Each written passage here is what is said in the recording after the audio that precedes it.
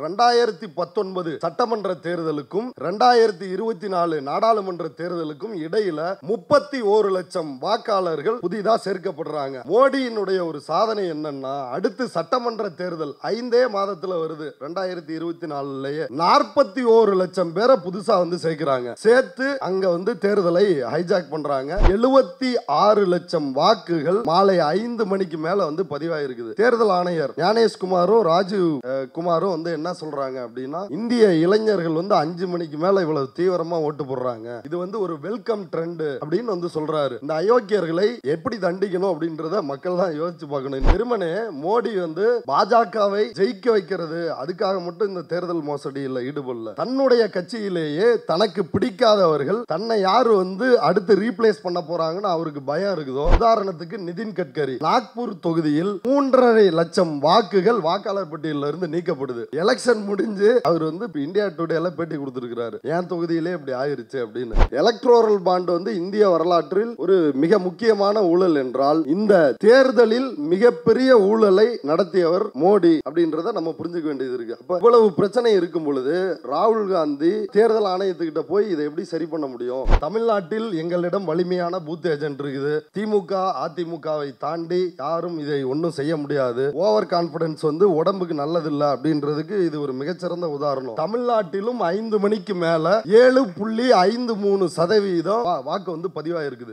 ஒத்த ஓட்டு வாங்குறதுக்கு யோகிதை இல்லாதவன் தான் அண்ணாமலைன்ற நபர். அவரோட சொந்த வார்டுல நோட்டாவோடு போட்டி போடுகின்ற அந்த கட்சி எப்படி 8 தொகுதிகளில் 2வது இடத்தையும் 13 தொகுதிகளில் 3வது இடத்தையும் எப்படி பிடிச்சாங்க? தமிழ்நாட்டில் பாஜக வரவே வராது அப்படின்னு ஒரு அதீத கனவில் நம்ம நம்மளே வீழ்த்திக்க போறோமா, இல்ல விழிப்புணர்வோடு போராட போறோமா அப்படின்றத முக்கியமான கேள்வி. அதாவது பூஜ்ஜியத்தை கண்டுபிடித்தது இந்தியர்கள் அப்படின்றது எல்லாருக்கும் தெரியும். ஆனால் வீட்டு கதவு எண் 0 இருக்கணும் அப்படின்றத கண்டுபிடிச்சது யாருன்னா சௌக்கிதார். நம்ம சௌக்கிதார் தான் அதை கண்டுபிடிச்சிருக்காரு. ஏற்கனவே ராகுல் காந்தி மிக தெளிவாக சொன்னார், இவர் சௌக்கிதார் கிடையாது, இவர் காவலாளி அல்ல, இவர் ஒரு திருடர் அப்படின்னு சொன்னார். அவர் ஒரு திருடர் அப்படின்றதற்கான ஆதாரம் இன்றைக்கு 100க்கு 100% நிரூபணமாக இருக்கிறது. இது ஓட்சோரி என்று அதை சொன்னாலும் இந்திய தேர்தல் ஆணையமும் பிரதமர் மோடியும் சேர்ந்து இந்த திருட்டை, இந்த கொள்ளையை நடத்தி இருக்கிறார்கள். அவர் பிரதமர் என்று அழைக்கப்படுவதை விட அவரை இந்திய நாட்டினுடைய ஒரு உச்சபட்ச பதவியில் இருக்கின்ற ஒரு திருடர் அப்படின்னு சொல்வதற்கு எந்த ஒரு மாற்று கருத்துமே இல்லை.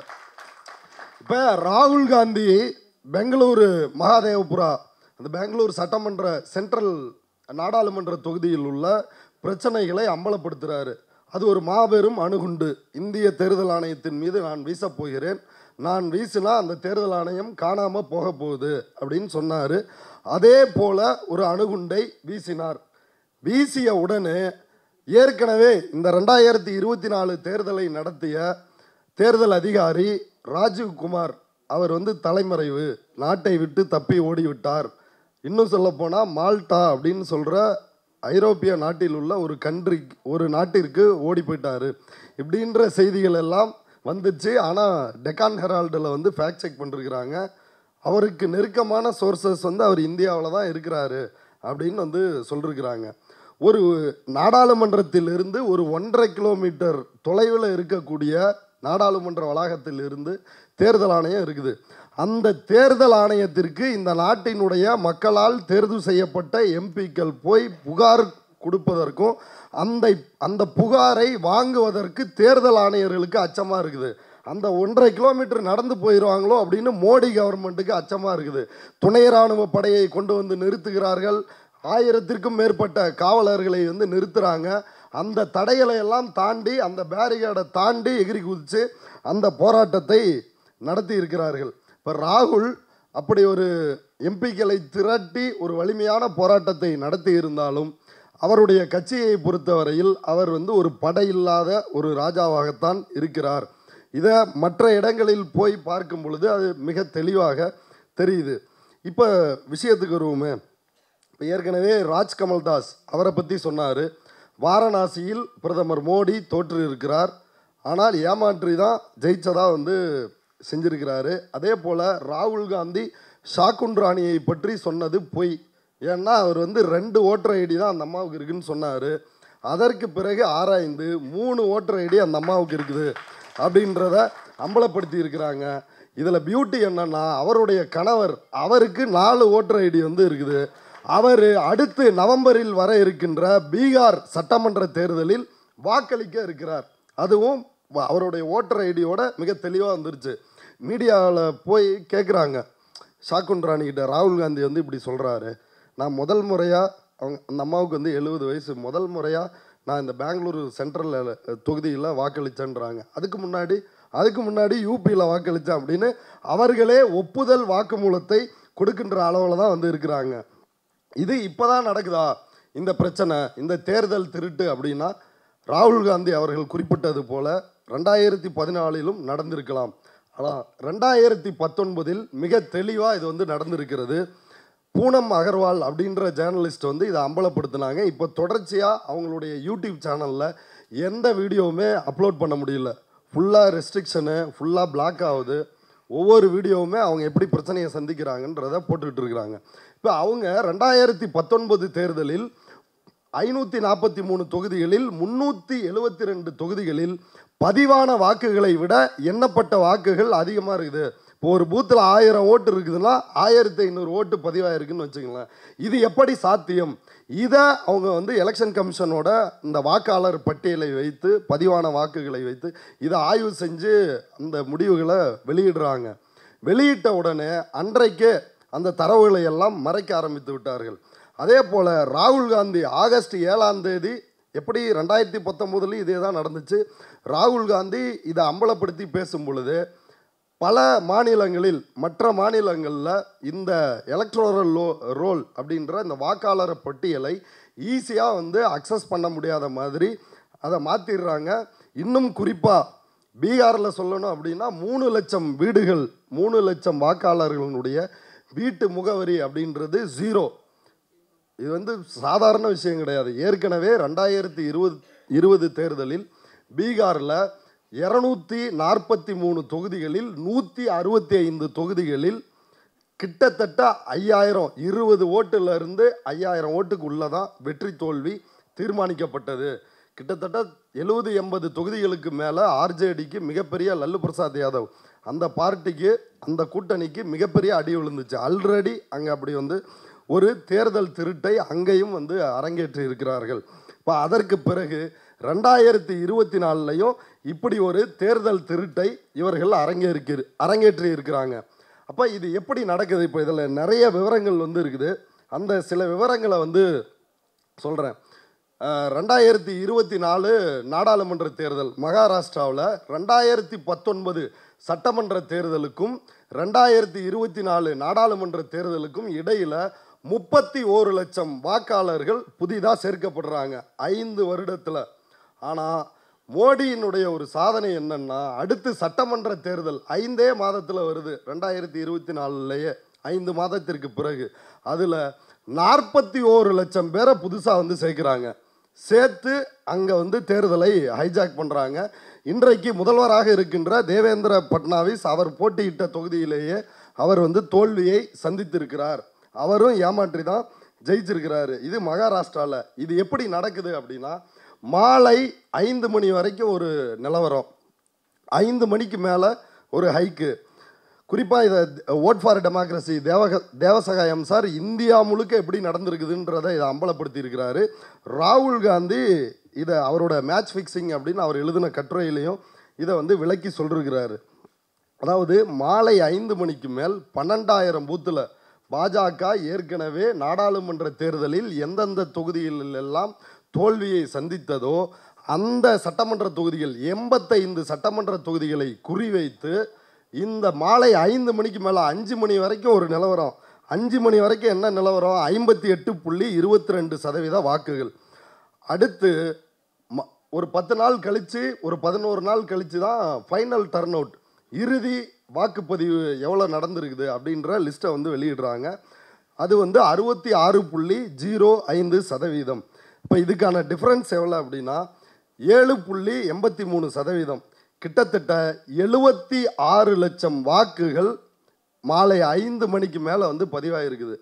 இதை வந்து தேர்தல் ஆணையர் ஞானேஷ்குமாரும் ராஜீவ் குமாரும் வந்து என்ன சொல்கிறாங்க அப்படின்னா, இந்திய இளைஞர்கள் வந்து 5 மணிக்கு மேலே இவ்வளவு தீவிரமாக ஓட்டு போடுறாங்க, இது வந்து ஒரு வெல்கம் ட்ரெண்டு அப்படின்னு வந்து சொல்கிறாரு.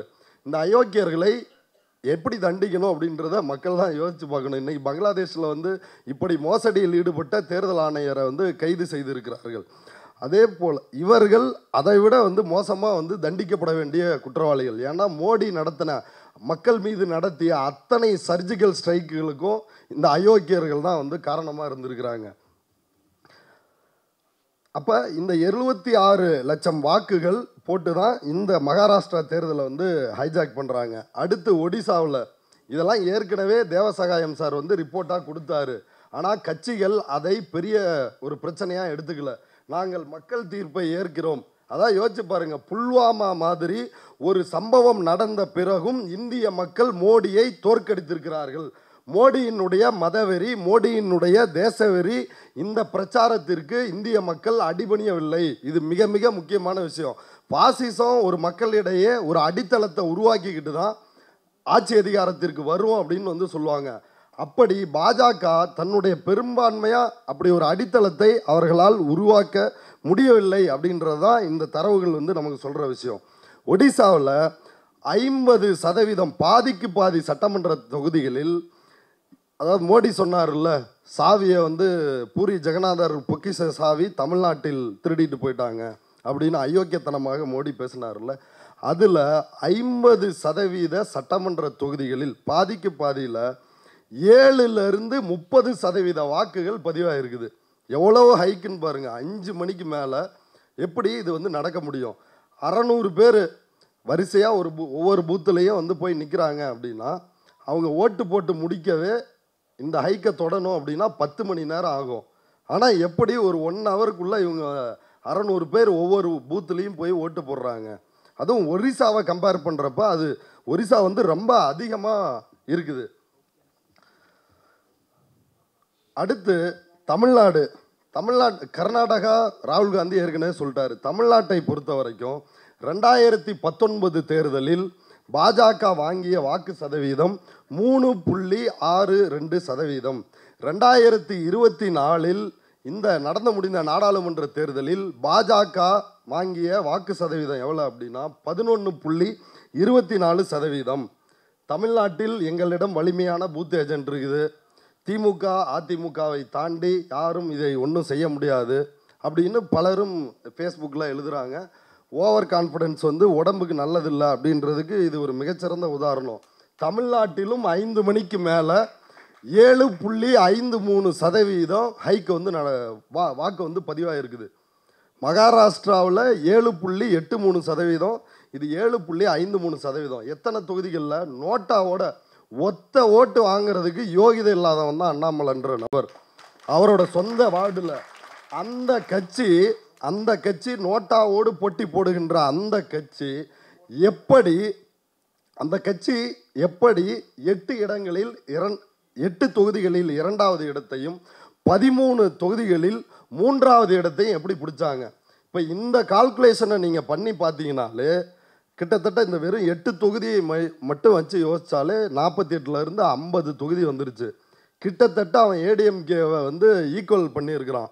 ஆல்ரெடி 2024 நாடாளுமன்ற தேர்தல் அடிப்படையில் பார்க்கும் பொழுது இவர்கள் தேர்தல் மோசடியில் ஈடுபட்டு கிட்டத்தட்ட ஒரு எதிர்க்கட்சி அப்படின்ற ஒரு அந்தஸ்தில் அவன் வந்து இருக்கிறான்.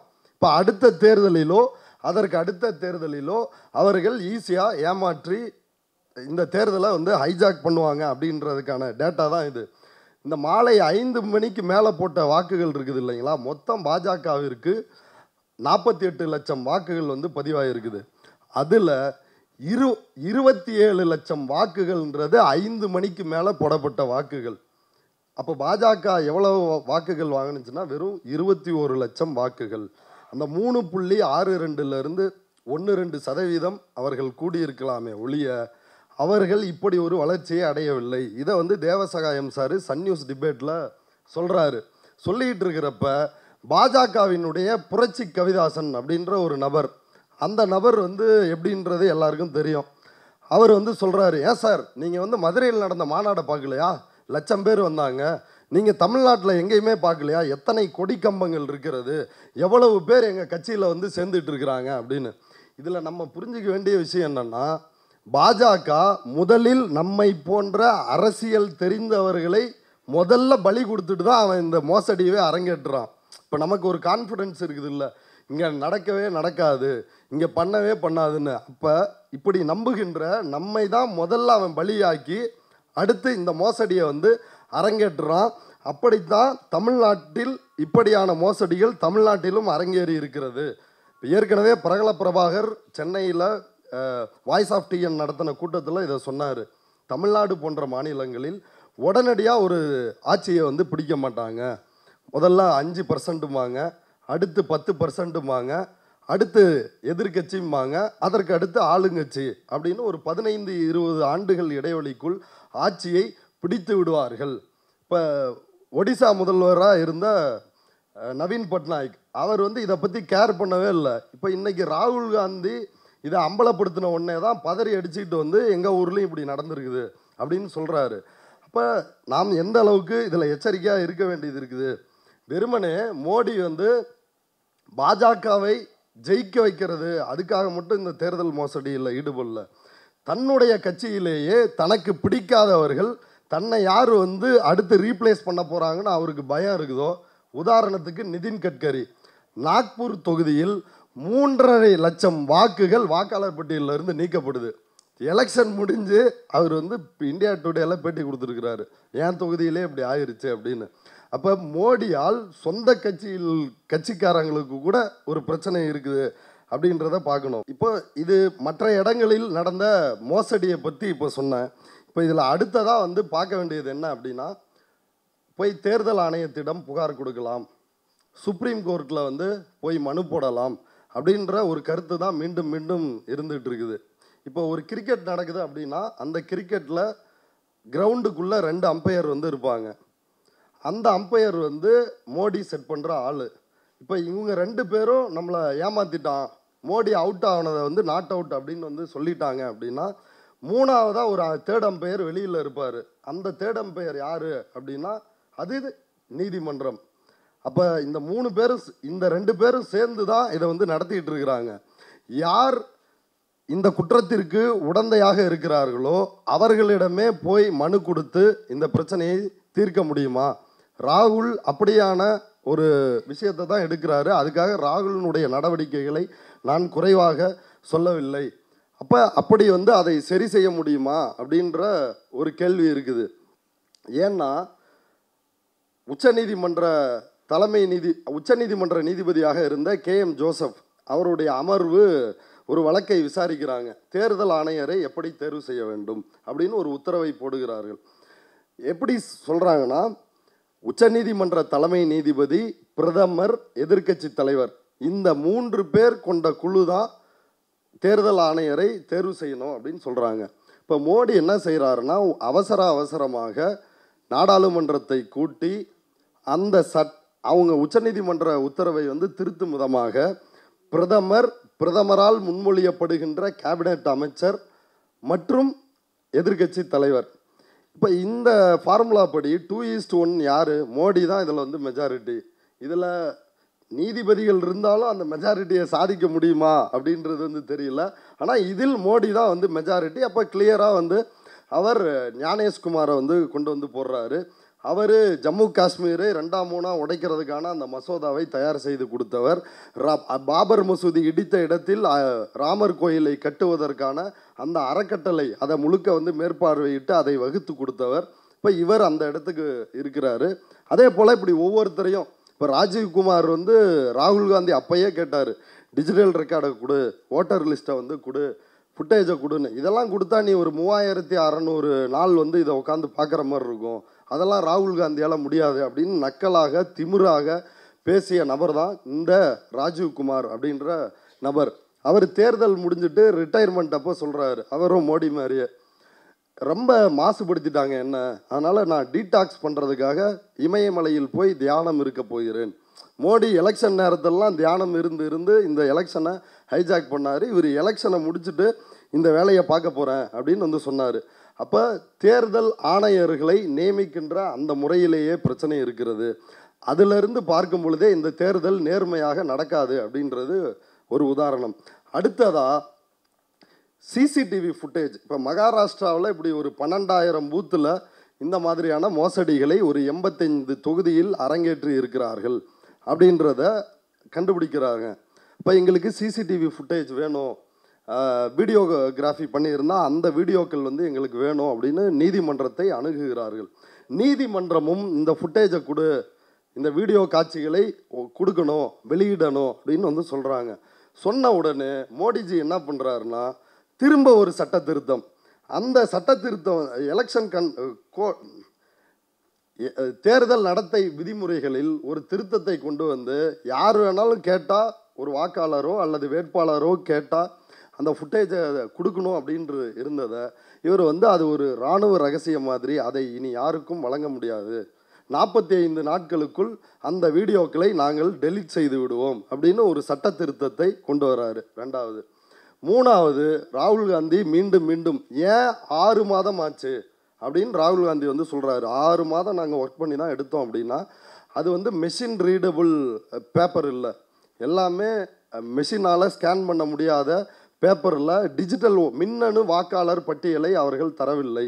இப்படி 7 அடி உயரத்துக்கு ஹார்ட் காப்பி தான் வந்து கொடுக்குறாங்க, அதை மெஷினால் ரீட் பண்ண முடியல. அப்போ அதை உடனடியாக அந்த டேட்டாவை எங்கெங்கெல்லாம் மோசடி நடந்திருக்குது அப்படின்றத அம்பலப்படுத்துவதற்கு லேட் ஆகுது. அப்போ மின்னணு வாக்காளர் பட்டியலை அவங்க வந்து தர தயாராக இல்லை. இப்படி பல விஷயங்களை சொல்லலாம். சட்டப்படியே இந்த எப்படி சட்டப்படி எலக்ட்ரோரல் பாண்ட் அப்படின்ற தேர்தல் பத்திரத்தின் மூலமாக 8,250 கோடியை சட்டப்படி மோடி ஊழலை சட்டமாக்கி கொள்ளையடித்தார் மோடி. அதே போல் சட்டப்படி தேர்தல் ஆணையத்தையும் நீதிமன்றத்தினுடைய உத்தரவுகளையும் மீறும் விதமாக சட்டப்படியே தேர்தலை ஹைஜாக் பண்ணிருக்கிறாரு. எலக்ட்ரோரல் பாண்ட் வந்து இந்திய வரலாற்றில் ஒரு மிக முக்கியமான ஊழல் என்றால் இந்த தேர்தலில் மிகப்பெரிய ஊழலை நடத்தியவர் மோடி அப்படின்றத நம்ம புரிஞ்சுக்க வேண்டியது இருக்குது. அப்போ இவ்வளவு பிரச்சனை இருக்கும் பொழுது ராகுல் காந்தி அதனால தான் தேர்தல் ஆணையத்துக்கிட்ட போய் இதை எப்படி சரி பண்ண முடியும், நீதிமன்றத்துக்கிட்ட. இப்போ யோகேந்திர யாதவ் செத்து போனதாக சொல்லப்பட்ட 2 பேரை உயிரோடு கூப்பிட்டு வந்து கோர்ட்டில் நிறுத்துறாரு. இப்போ நீதிமன்றமும் சரி தேர்தல் ஆணையமும் எப்படி ரியாக்ட் பண்ணியிருக்கணும்? தேர்தல் ஆணையத்தின் தரப்பில் ஆஜரான வழக்கறிஞர் வந்து என்னையா ட்ராமா, இங்கே இவங்க 2 பேர் மிஸ் ஆகிருக்கிறதெல்லாம் வந்து ஒரு எரர் நடக்க தான் செய்யும், நீங்கள் வந்து அவங்களோட ஃபார்மை வந்து அப்லோட் பண்ண வேண்டியது தானே, அப்லோட் பண்ணால் நாங்கள் வந்து அதை பரிசீலிப்போம் இல்லை அப்படின்னு இப்படி தான் டீல் பண்ணுறாங்க. நீதிபதியும் இப்படி தான் டீல் பண்ணுறாரு. நீதிபதி சூரியகாந்த் இருக்கார்ல, இந்த வழக்கை கையாள்பவர், அவரும் வந்து ஆர்எஸ்எஸ் கூட்டங்களில் பங்கேற்று உரையாற்றுகின்ற ஒரு நபர் தான். இது எப்படி இருக்குது அப்படின்னா இந்த தீர்ப்பு, இப்போ சந்திரசூட் வந்து சொன்னார், என்ன சொன்னார், உடனடியாக எலக்ட்ரோரல் பாண்டு அந்த டீட்டெயிலை வந்து நீங்கள் வெளியிடணும் அப்படின்னாரு. எஸ்பிஐயோட சேர்மனாக இருந்த தினேஷ் குமார் காரா அப்படின்ற ஒரு நபர், ஐயையோ அது ரொம்ப பெரிய கஷ்டங்க, எங்களால் உடனடியாக வெளியிட முடியாது, ஒரு 3 மாதம் எங்களுக்கு டைம் வேணும் அப்படின்னு அவர் கேட்டார். அதற்கு பிறகு சந்திரசூட் அதை உடனடியாக வெளியிடலைன்னா நடக்கிறதே வேறன்னாரு. சரி, சந்திரசூட் வந்து அதிரடியாக இந்திய ஜனநாயகத்தை காப்பாற்றுவதற்காக இப்படி இறங்கியிருக்கிறாரு அப்படின்னு நான் உட்பட பலருமே சந்திரசூட் அதிரடி, சந்திரசூட் வந்து தூள் கிளப்பிட்டாரு, சந்திரசூட் மோடியை மிரட்டிட்டாரு, சட்டையை பிடிச்சி உலுக்கிட்டாரு அப்படின்னு வீடியோக்கள்லாம் வந்து போட்டோம். இப்போ அதில் வந்து ஆழ்ந்து பார்க்க வேண்டியது என்னென்னா, அந்த பட்டியலையும் வெளியிட்டுட்டாங்க, எவ்வளவு வாங்கினாங்கன்னு வந்து சொல்லிட்டாங்க, எல்லாமே பண்ணிட்டாங்க. பண்ண வெட்டி ஒரு மனு போடுறாங்க ஏடிஆர் சார்பாக. அப்போ இந்த தேர்தல் நிதி பத்திரங்களை சட்டவிரோதம்னு அறிவிச்சிட்டிங்களேங்க ஐயா, அப்போ இதில் வந்து குவிட் ப்ரோக்கோ வந்து நடந்திருக்குது. ஒரு ஆதாயத்திற்காக நிதியை வாங்கி கொண்டு அவர்களுக்கு கான்ட்ராக்ட் கொடுக்கறது, இப்படி பல்வேறு வேலைகளை இவங்க வந்து செஞ்சிருக்க முறைகேடுகள் நடந்திருக்குது. அப்போ இதை விசாரிக்க வேண்டும், இந்த 8,250 கோடியை வசூல் பண்ணணும் அப்படின்னு ஒரு மனு போடுறாங்க. இப்போ சந்திரசூட் என்ன பண்ணுறாரு அப்படின்னா, இப்போ இத்தனை அதிரடின்னு வீடியோ போட்டோம்ல, சந்திரசூட் அடுத்த அதிரடி போடுறாரு, அந்த மனுவை தள்ளுபடி செஞ்சிடுறாரு. ஸோ இப்போயும் அதான் நடக்க போகுது. இப்போ நம்ம வந்து என்ன நினைக்கிறோம்னா 4 நாள் கெடு, உடனே லிஸ்ட்டை விடு, 65 லட்சம் பேரை எக்ஸ்க்ளூட் பண்ணதை காரணத்தை சொல் அப்படின்லாம் வந்து நீதிமன்றம் வந்து பேசியிருக்கலாம். ஆனால் நீதிமன்றம் இந்த கோரிக்கை என்ன, எஸ்ஐஆர் ப்ராசஸ் வந்து தவறானது, குடியுரிமையை பரிசோதிப்பதற்கான அதிகாரம் தேர்தல் ஆணையத்துக்கிட்ட கிடையாது, அது உள்துறை அமைச்சகத்துக்கிட்ட தான் இருக்குது. இவன் எனுமரேஷன் ஃபார்ம் அப்படின்ற பேரில் ஒரு ஃபார்மை கொடுத்து அவன் என்ஆர்சிக்கான டாக்குமெண்ட், குடியுரிமையை பரிசோதிப்பதற்கான டாக்குமெண்ட்டை கேட்குறான் அப்படின்றதான் பிரச்சனை. ஆனால் அந்த பிரச்சனைக்கு என்ன தீர்வு அப்படின்றத நோக்கி போகாமல் நீங்கள் இந்த 65 லட்சம் பேரை லிஸ்ட்டை வெளியிடுங்க அப்படின்னு சொல்லி இப்படி அது வந்து போகுதே ஒழிய அந்த மனுவினுடைய ஒரு பிரதான நோக்கத்திற்கு நீதிமன்றம் செவி சாய்ப்பதாக தெரியவில்லை. அது போகிற போக்க பார்த்தாலே தெரியுது, அது இன்னொரு சந்திரசூட்டின் அதிரடியை போலத்தான் அந்த விஷயம் இருக்கும் அப்படின்றது மிக தெளிவாக தெரிகிறது. அதனால தான் இந்த நீதிமன்றத்திற்குள் போய் இதை செய்ய முடியுமா அப்படின்ற ஒரு விஷயத்த சொல்கிறோம். இப்போ இறுதியாக இந்த விவகாரத்தை பொறுத்த வரைக்கும் நம்ம கவனிக்க வேண்டிய விஷயம் என்ன அப்படின்னா, இந்த பீகாரில் நடக்கின்ற எஸ்ஐஆர் ஆண்டுதோறும் ஸ்பெஷல் சம்மரி ரிவிஷன், சிறப்பு சுருக்க திருத்தம் அப்படின்ற பேரில் வாக்காளர் பட்டியலில் பாஜக மோசடி செஞ்சிட்ருக்கிறான். அவன் ஒவ்வொரு ஜனவரி 1ஆம் தேதியும் அந்த பட்டியலை வந்து வெளியிட்டு இருப்பான். அப்போ இந்த எஸ்ஐஆர்ன்றது வந்து அப்படி ஏதோ மோசடி செய்கிறதுக்காக கொண்டு வர்ற ப்ராசஸ் அப்படின்னு வந்து நினைக்காதீங்க. ஆல்ரெடி அதை பண்ணுறதுக்கு இன்னொரு ப்ராசஸ் இருக்குது. இதில் இந்த ஸ்பெஷல் இன்டென்சிவ் ரிவிஷன் அப்படின்ற பேரில் சிறப்பு தீவிர திருத்தம், இந்த இன்டென்சிவ் அப்படின்ற வார்த்தைக்கு அரசியல் சட்டத்தில் பொருள் சொல்லப்படவில்லை. அதனால் இன்டென்சிவ் அப்படின்றதுக்கு என்ன மீனிங் அப்படின்னு ஞானேஷ்குமார் கொடுக்குறாருன்னா, குடியுரிமையை பரிசோதிப்பது அதுதான் இன்டென்சிவ்கான பொருள் அப்படின்னு குறுக்கு வழியில் சிஏஏ அப்படின்ற இந்த குடியுரிமை திருத்த சட்டத்தை அமல்படுத்துகிறார்கள். நேரடியாக அமல்படுத்தினா கடுமையான எதிர்ப்புகளை சந்திக்க வேண்டும் அப்படின்றதுனால மிகப்பெரிய சாகின் பாக்குகள் இந்தியா முழுக்க உருவாகி போராட்டத்தை நடத்துவார்கள்ன்றதுனால குறுக்கு வழியில் இந்த டேட்டாவை கலெக்ட் பண்ணி அடுத்து அவர்களை குடிமக்கள், இந்திய நாட்டின் குடிமக்கள் இல்லை அப்படின்றத அறிவிக்க போகிறான்.